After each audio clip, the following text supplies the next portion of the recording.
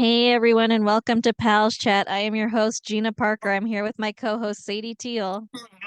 What's up? Nice. All right, what have you been watching, consuming, whatever this week? Hon- Honestly, not a ton. I'm trying to think of Oh, you know what? Deep Space Nine. I've been getting into that a little bit more. I love Odo. Odo's maybe my favorite character. But yeah, mostly it's been putting on the TV to decompress because I've been doing a lot of like stuff. I've just been out and about, tired, but yeah. How about you? What have you been watching? You made Yes. Home is Where the Haunt Is for the Fringe Festival years back, is that right? Yes, I love the Fringe Festival. So, like, the Fringe Festival, the basic concept behind it is it's a no curation festival, and there's a whole bunch of different ones. Like Edinburgh is the most famous Fringe Festival. By the way, I just heard recently that the average show in Edinburgh Fringe, however you say that, whatever it is, loses $10,000 because it's like the flight there and like staying in hotels. But anyway, we're not talking about that Fringe festival. Kansas City Fringe is a festival I went to once and I saw somebody perform and I was like, ooh, I want to try that. And then in 2020, COVID hit and that was going to be the year that I tried it. So then I did 2021 and it just happened to be, it had to be virtual because of COVID. So I was like, I guess I'll do a video. And that's what set me off on really doing videos. So I love Fringe. So we're doing another one this year. It'll be fun. Will that be released on the YouTubes? Yes, eventually. It's gonna play out here in July. So I'm excited to see some of our stuff up there. And then there's a couple other shows. It's so easy to get like once you like step foot into doing creative stuff, there's so many other people trying stuff that it's like easy to get leapt up and like do a million things, but it's exciting. I'm very happy for it. So Is it playing at the Bird or the Stray Cat or the Stray Cat. uh Yes. I love I that listen. place. Hey, you're better than me. I can't retain shit, so I apologize. I don't mean to be a bad friend. No, you're a wonderful friend. Can we Aw. just circle back because I've been thinking about it. Like if you're losing 10,000 a show at the Edinburgh Festival, do people do it for the like exposure? What is that it? Yes. Yeah, Okay. so Fleabag, that show I think came out of Edinburgh Fringe, like being discovered there. It's a big deal, but I think probably the bulk of people that are in that festival are just, hopeless tryhards like me. You can't help it, but ten So they're thousand dollars. I mean, if you think of like flying there and it's so much. But I would love to go one day.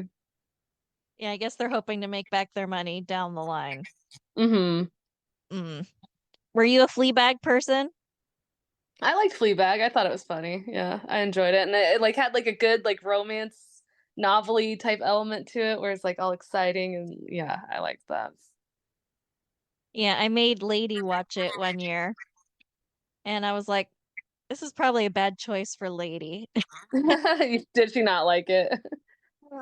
No, no, but she's a very religious person, so I wasn't sure how she felt about the Mm, the priest, and all that stuff. yes. I But thought it was hot. I liked the pre stuff, so that's just me though.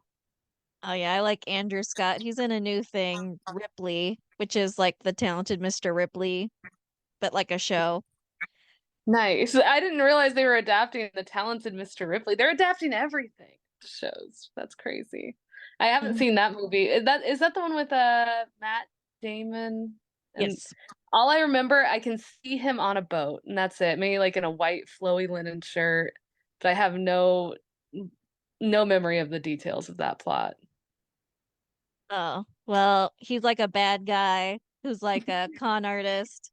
May 29th, 1980, Mark tries to warn Devin off of Sean.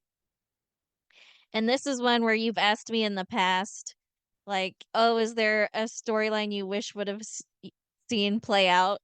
And it's kind of this one because it's the case of a character being so sure they're right and they're wrong. So basically, Devin is having a secret affair with this dirtbag Sean, and her mom's boyfriend's like stay away from this guy. He's a dirtbag. And she's like, "You're wrong about him." And he is not. He is already cheating on her. She's ready to leave her husband for him. It's just, I would have loved to see the reveal. I would have loved to see. Just like it all come crashing down around him. Like Mhm. you never got to see his like comeuppance. He does have comeuppance later on in the series for different crimes and things he's done, and we'll get there. So we have rich lady Phoebe Tyler prepares for her wedding to con artist Langley. So they're just having fun times getting ready for that. I And bet the con artist is a fun relationship. Like I can imagine that not panning out well in a marriage, but it seems like it'd be a good time. what do you mean Maybe. from the con artist perspective or from the other From the person? person being conned, if they do a good job of it, like for a while it's a fun ride, right? No. Well, It's yeah, for a exciting. while. Yeah, I'm thinking of like a classic like snake oil salesman type guy who's like, "Oh, let's go to this town and con everyone." Seems That exciting. that's him. So, yeah. And then we have Nina, Cliff, and Monique have lunch together. And so the reason I say Monique with quotation fingers that you can't see on a podcast is because Monique is Nina's secret mother who she thinks is dead. And so she's come back to town in disguise and is hanging out with her pretending to be Monique when really she's Daisy. What kind of disguise are we working with? Is it like Groucho Marx glasses? Like, is it, you know, full? Is it like a Twin Peaks level disguise? That's problematic. That plot line. Do you remember that where that one woman pretended to be that Asian business guy? I Yeah. forget. Yeah, I forgot. So nothing like that, right? It's like sunglasses and like a scarf around her hair. Uh, Classic. and then just leaving the room whenever someone who could recognize her shows up. Hey, that's what I do. So, September 3rd, 1980, Cliff and Nina get married for the first time. I'm Cliff, guessing like the following weddings are not nearly as high production value. I'm guessing they're like very tiny little room weddings. I hmm, guess we'll find out, right? Have you seen yeah, their future weddings? I think there's still money in their some of their future weddings because I believe they left the show still in the 80s. So, I think there was still money at that time. Nice. But Cliff's harboring a secret. So, what had happened was Nina's father, Palmer, convinced Nina that she was going blind. And she was, but it was temporary. There was a totally simple way to reverse it. And so Was it like hysterical blindness or something? Whatever the like the throwaway thing that they do for soaps sometimes. it was she's a diabetic. And so she was losing her eyesight, but they're like, we can just adjust things and she'll be fine. But her dad didn't tell her that because he was like, you'll burden your husband for the rest of your life. He'll have to take care of your poor blind self, which is very ableist and wrong, but also Extremely terrible. but also just like a mean thing to do to your daughter to convince her she'd be a burden. So he's like, you have to break up with Cliff, otherwise you'll ruin his life, whatever. And so, you know, he got pressured like because Nina was so depressed, she stopped taking care of her diabetes. She was like low blood sugar and stuff. And they're like, no, you have to tell Nina she's not going to be blind, you jerk. And so he's like, fine, you're not going to be blind. And she got back together with Cliff. But during the time they were broken up, Cliff was devastated and he hooked up with this nurse named Sybil, who he had a one night stand with and knocked up. And Uh-oh. mm-hmm. He found out just before the wedding. Oh no. Is Sybil the evil character that we hate for getting in the way of this true romance? Yep. Yeah. Evil nurse getting pregnant. She did it on purpose. Yeah, That's and funny. In a way, it kind of seems like maybe she did. And she was dating Dirtbag Sean too, so. That's funny. Have you seen Madam Web, that Marvel movie that No, was I panned? haven't. I think I heard too many. Like, wasn't it terrible? Have you seen Yeah, it was terrible, but it? I kind of watched it out of just curiosity at a certain point, and like she's a paramedic who hates helping people. I hate that, like the tortured, like I feel like House is that way. Like he hates people. But he's Mhm. like, I guess he's so intelligent that like, oh, whatever. But yeah, that's funny. Is it like she's like moody emo about it, or like an asshole? An asshole. And it was such a wild choice to like make her a paramedic then. Like you could have any other job if you really don't like saving lives. Yeah, what why did you choose this? That's hilarious. There's a lot of like schooling and licensing and stuff that goes into that. I feel like at any time she could have been like, nah, I hate people. Yeah, right? Hmm.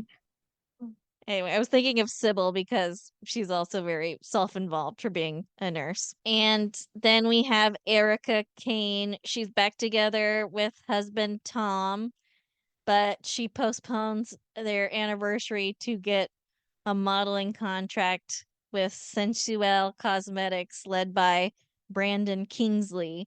And she's lying to her husband about modeling again. She's on another one of her little schemes. Sensuel modeling, that gives me the ick. I gotta say, there's gotta be something gross going on at Sensuel. Yeah, I feel the same. Oh no. That name, I mean, just the name alone. In a previous episode, we talked about the disco deceit, and she basically secretly opened a disco behind her husband's back. I don't Damn, know. that's a lot of work. I don't know how you get that far in the process without like like it's open now. Here's my secret disco. Like, I would just be straight up so impressed if Mark was like, "Hey, by the way, I opened a disco," and if it's a success or something, I'd be like, "What the fuck? How?" And like, I would just be really impressed with that. yeah, that is kind of amazing. It's like I secretly opened a whole A entire whole business. business. I did all the fucking state licensing and code clearing, and I did the real estate and all that. Pretty cool. Yeah. Yeah, we're Team Erica on this podcast. August 17th, 1981, Jenny and Opal arrive in Pine Valley. And Opal's a character. She's like this like manipulative schemer type mom. And Jenny, her teenage daughter, is like the sweetest sweet girl to ever sweet, you know? Classic soap opera rivalry right there. That is that and like teen movie rivalry, like bad girl and the sweet one. Well, Opal's the mom, Oh wait, uh, yeah. this evil mother, and then the sweet daughter. Mm-hmm. It, it's a little fairy tale, you know what I mean? Definitely. Uh, Then we have Benny and Estelle, who are a very popular couple on the show. They have a double date with Rick and Betsy. And then Devin, who at this point, she found out Sean was two-timing her, crashed and burned, developed a drinking problem, is now in recovery from her drinking problem, and is like, I can't wait to work on my marriage to my husband. While her husband's like, I can't wait to divorce. Like he's stuck with her after the affair with Sean because it's like, oh, she might die if I divorce her right now because of her drinking problem. But he's like, I've had enough, honestly. He's got to get out of there. Mm-hmm. And then we have Brandon Kingsley from the last episode, because this is a year later. So he's telling his family, his kids, that he wants a divorce because he's leaving his wife for Erica. He went to the house and his wife's like, "Okay, you have to tell the kids tonight and stuff." And he's like, "Well, can't we have dinner first? Why let this ruin the night?" And it's like, dude, you've been cheating on your wife. What do you mean, can I have dinner? Pretty please. I mean, like, and you know something's gonna happen at that dinner. That's the thing with soap operas. You better announce it the moment you think of it, or something's gonna get in the way, or some further complications gonna happen. But his wife was like, "Fuck no, you can't have dinner." Like, Good, "No, good. no, you've been cheating on me. You can't just sit and have dinner before telling our kids you're Please, walking out." And but I'm so hungry. That's I do funny. not like this Brandon of Sensual Cosmetics. I do not like Brandon. All right. So the next day, Opal, the scheming mom, she schemes to stay at the Martin house with Jenny. So there's a character we've been talking about the last few episodes, which is Tad Martin. He was the abused boy who got taken in by the Martin family and raised by them. Jenny is his sister, Opal is his biological mother. And so they claim to come to town looking for him, but Opal's kind of down on her money and a schemer, and she's just trying to scheme a place to stay. Tad has run away from home at this point, so he's not even there. That's wild. I unmuted myself just to say, like, damn, that sucks. But it does. And so we have Langley, who's the con artist married to Phoebe, and he's planning to scam Brooke out of all her money so that he can invest it in some get rich quick scheme, which someone else is likely conning him to like throw like money, but he doesn't have any of his own money, so he's trying to get Brooke's money. Because Brooke is Phoebe's niece, and so she has her own riches. Man, what is the get rich quick scheme? Is it like the equivalent of like an NFT? Is it some kind of multi-level marketing pyramid scheme? It is his buddy Howard, who also seems to be a con artist, is like, "Hey, I've got some gold bars we're digging up in another country, but we need money to finance the rest of the dig." Wow, that is an insane one to fall for. Are you kidding me? That guy deserves to lose his money. But it's not his money, it's Brooke's money. But oh yeah, I guess if you're playing with house money, who cares? Phoebe welcomes Brooke and Tom home from their honeymoon, so Erica and Tom's marriage folded because she's hooked up with Brandon of Sensual Cosmetics. So Tom ran off and married Phoebe's niece, Brooke. Nina shows her father Palmer her new home as he is scheming to destroy her life once more. And he's doing this for control because he's obsessed with his daughter. She's his only child. And so he's like very obsessed with her, but it's like a borderline way. Like, he's never been inappropriate with her, but he like sniffs her hair when she leaves the room type thing. And Weird, weird. Yeah. I told you it gets gothic and weird at a point. And so he's still trying to break her up from Cliff. So what happened since the wedding is that basically Sybil had the baby, but she's like, I don't want to be a mom. You guys just take the baby. And Cliff and Nina are like, cool. But Polymer's like, not cool. I'm gonna get in the middle of it. So that Class Palmer. that brings us to our next episode, August 20, 1981.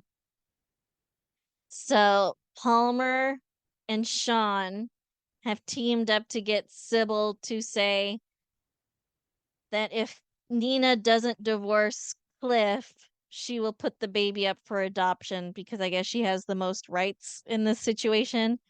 And so she's like, I'll put him for adoption and you'll never see Bobby again. And Cliff will never have his son again. And eventually he'll come to hate you. Evil. Hmm. And all Palmer's idea because Cliff isn't good enough for Nina. Whatever. Nina turns to Sean for help with the ultimatum, but Sean is working for Palmer as well because he's a dirtbag. And so he's like, you just got to give in to her and never tell Cliff what's going on. Just divorce him. And he's hoping to marry Nina once Cliff's out of the picture and steal all her money.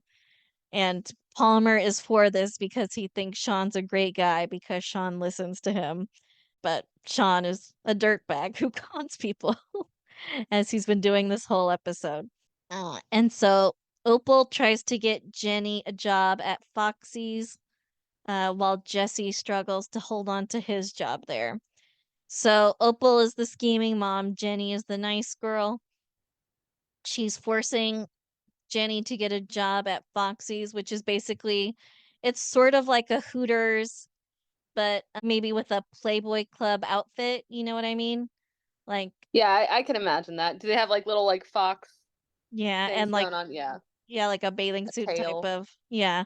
And so Jenny's this sweet little like 15-year-old girl, and her mom's like, "You got to work at this bar while I stay home and pretend to be disabled at the Martins' house." Uh, Damn. mhm. And so Jesse's this other character in the town who's also a teenager who's also working at Foxy's, and he's kind of seeing what's going on with Jenny and her mom and is kind of feeling bad for her, which he should. Honestly, And I keep on thinking about Twin Peaks, but I really think that's what he was playing on is like this sort of wholesome looking on the surface, but then oh, there's so much seedy stuff going on underneath. I bet you he pulled a lot of inspiration from these types of soaps. Like, I mean, there was even a soap within Twin Peaks, which I forget yeah, what it was called. What was it called? gosh, it's been so long. Ah, I forget, but it was something, yeah, where they would, yeah. It'll come to me. Pay no Hmm. mind. Yeah, and Laura Palmer worked on at one of those clubs and wasn't what's her Yes, and name? almost kissed her dad. That was the whole thing, like where he was like going through the curtain and she was wearing a mask. Was that, wait, yeah, that was Donna maybe. Oh my God, it's been so long. Yeah, yeah. So Devin meets Rick. So Devin is married to Wally. Wally is in love with Betsy. Betsy is dating Rick, and then Devin basically kind of finagles things with Rick, like phrases things in such a way because she's already suspicious of Betsy and Wally. And so she's like, "Oh, Betsy, how's dating going with you guys?" And he's like, "Oh, I don't think she's that interested. I think she's hung up on someone else." And then she's like, "Oh, a married guy?" And he's like, "Oh, yeah, did she tell you?" Like, "Oh, yeah, we're best friends. She tells me everything." And then she finds out that basically her husband and Betsy are having this little affair. That's a nice way to get it though. Like pretend like you know of the affair. Yeah, Mm-hmm. that's interesting. Yeah, Sadie, and I know about the horrible thing you did. Oh yeah, that horrible thing where I had abducted the president's daughter. I don't know. That's funny. It's just like so specific. Yeah. Like just to be casually like it wasn't like, "Oh, I did something minor." It's like, "Oh, I abducted his daughter." Yeah, what are you gonna turn me in now? Oh, I thought you already knew. Oh shit, I revealed myself. And now That's to fun. call the president. Yeah, that's it for our episodes this week. Nice. Pretty good stuff. I like that they're getting closer together where we're seeing more of like the development of these plots. But yeah, still in 81. So what are we looking at for like episodes in 81? Is it still pretty spotty? Yeah, we're in the middle of a run of like uh 8 episodes or so that are all bunched together. So like Jenny and Opal coming to town, they're staying at the house. Now she's working at Foxy's. These episodes are all kind of back to back. And then we have, I think our next episode, it'll be finishing off 1981. And then it's those same connected episodes. And then I think we'll jump into 1982 after that. So right now we have a Awesome. continuous plot. I love it. I'm also going to do a segment where we play a little bit of lady singing since Nice.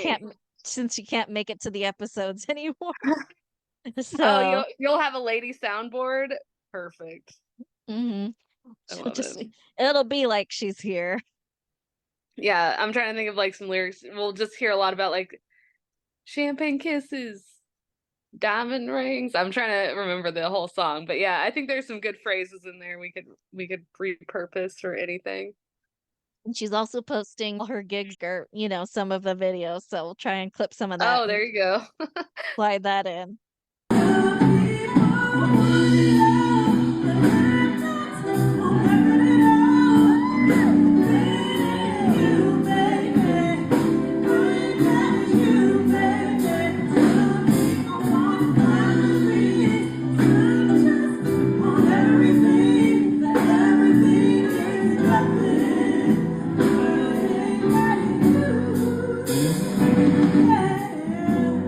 That's funny. Because she's very talented, Yeah, we love Lady. as are you, Sadie Teal. Oh, stop. And you. Thanks to our one subscriber, Mariano. You seem cool and smart. Hey, Mariana, what's up? I didn't know we had a subscriber. I'm so out of the loop on this stuff. I'm gonna be a better host for you, Mariano. That's my promise. Well, Well, bye. bye. Bye. Thank you for listening.